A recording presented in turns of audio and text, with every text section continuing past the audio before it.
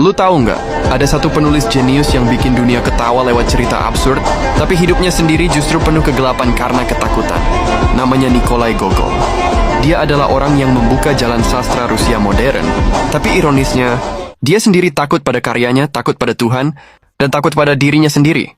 Kisahnya dimulai tahun 1809 di sebuah desa kecil di Ukraina, yang saat itu masih bagian dari Kekaisaran Rusia. Gogol lahir dari keluarga kelas menengah yang hidup sederhana tapi dekat dengan cerita masyarakat, mitos, dan tradisi lokal. Ayahnya suka menulis drama kecil, ibunya religius dan penuh takhayul.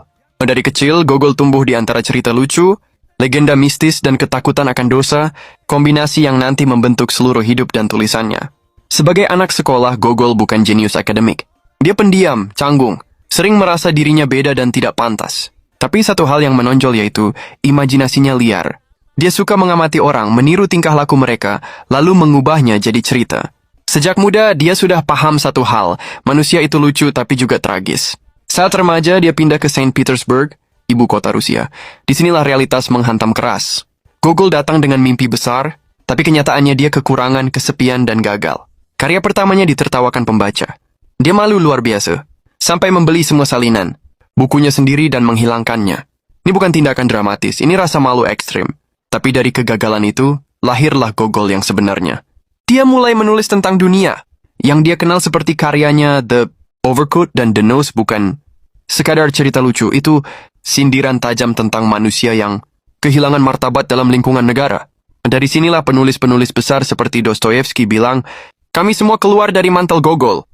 Puncaknya datang lewat Dead Souls, karya besar yang membuatnya terkenal se-Rusia. Buku ini bukan tentang hantu, tapi tentang manusia yang secara moral sudah hilang.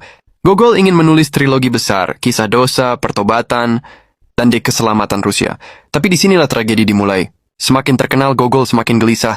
Dia mulai percaya bahwa tulisannya bukan cuma karya sastra, tapi beban moral. Dia merasa yang di atas sedang mengawasinya. Dia takut menulis salah. Perlahan, dia meninggalkan dunia sastra dan masuk ke dunia spiritual yang ekstrim. Dia bepergian ke Eropa, hidup menyendiri, menulis surat penuh kegelisahan. Dia mulai menganggap dirinya berdosa. Dalam kondisi mental yang rapuh, Gogol membakar manuskrip lanjutan Dead Souls, karya yang seharusnya jadi mahakarya sastra dunia.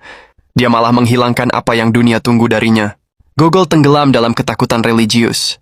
Dia menyendiri dan meyakini bahwa caranya adalah jalan keselamatan. Tubuhnya melemah, pikirannya kacau. Tahun 1852 di usia 42 tahun, Nikolai Gogol wafat dalam keadaan kuranglah bisa dibilang. Gogol punya fobia luar biasa terhadap ketiadaan. Spesifiknya tough